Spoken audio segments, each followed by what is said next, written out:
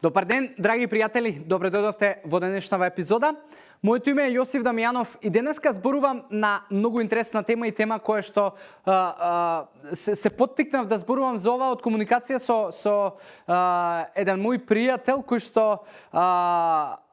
не се откажува од пушењето затоа што смета дека ќе покачи килажа.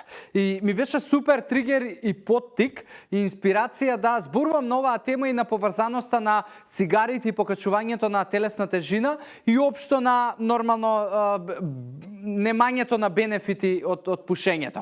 Прва работа, има логика дека никотинот може да помогне да го поттикне метаболизмот да троши повеќе калории, но тоа е минимално и има логика дека пушењето на цигари ќе придонесе да можеби метаболизмот во текот на денот троши повеќе калории, но тоа трошење на калории на метаболизмот кое што се предизвикува поради пушењето е од фактот дека со цигарите внесуваме огромна количина на токсини за кои што телото секојдневно се бори да го исфрли од себе. И тоа значи дека метаболизмот е константно активен и во борба да ги исфрли тие токсини и затоа покачувањето на работата на метаболизмот, односно трошокот на калории кои што го има во текот на денот кај пушач е повисок. Но повторно тоа е незначително во однос за тоа дека тоа е причината зашто вие можеби сте слаби и не покачувате килажа.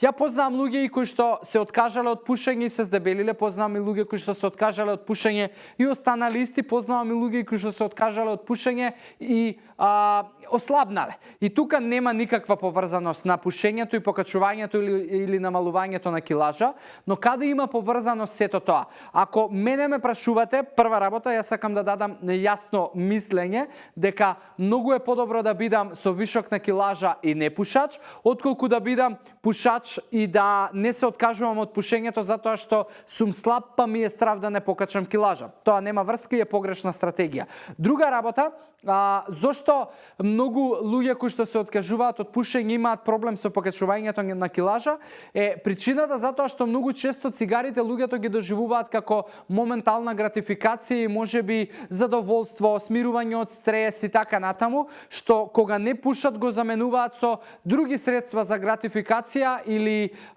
што ги имаме зборувано и во емотивни јадења, а тоа се благо, хамбургери, пици и генерално процесирана храна и джанк фуд, кое што дава некакво моментално задоволство од 5 до 10 минути, кое што го дава и цигарата. И затоа тука настанува проблем да луѓето кои што откажуваат цигари, практично почнуваат да посегнуваат по други работи за да си го одржат тоа задоволство кое што го имале со цигарите. Но тука прашањето не е дека постојат некакви, не знам, хемиски процеси или хемикали кои што ги имало во цигарите, па сега пошто ги немам ја во моево тело, морам да јадам. Тука е прашање исклучиво на карактер и една работа да знаете дека ако се откажете од цигари и покачите килажа, тоа значи дека имате слаб карактер и тука завршува се и затоа она што треба да го направите е да работите на себе. Јас не зборувам дека јас сум идеален. Јас понекогаш знам да можеби во добро друштво, алкохол, можеби некогаш кафе, ми се случува да запалам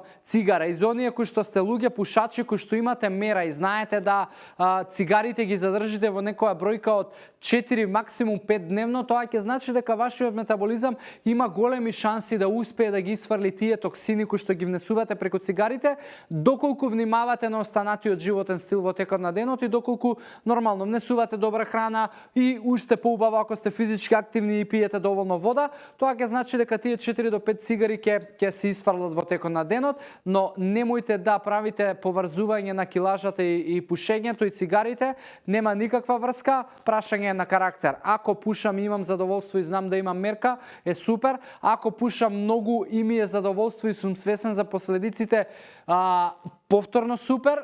али немојте да мислите и да се врзувате на изговори и да кажувате приказки за другите луѓе дека не се откажувате од цигарите затоа што тие ќе ви придонесат покачување на килажа. Тоа значи дека имате проблем со карактерот и не знаете да се воздржите, да воспоставите дисциплина од 2-3 недели, кој што ќе ви стане понатаму навика. Така да, дечки, мислам дека бев јасен у оваа тема и мислам дека некој од вас ќе се освести после оваа епизода, и ако имате во ваше окружување луѓе кои што треба ова да го слушнат, ќе ве замолам да ја споделите оваа епизода.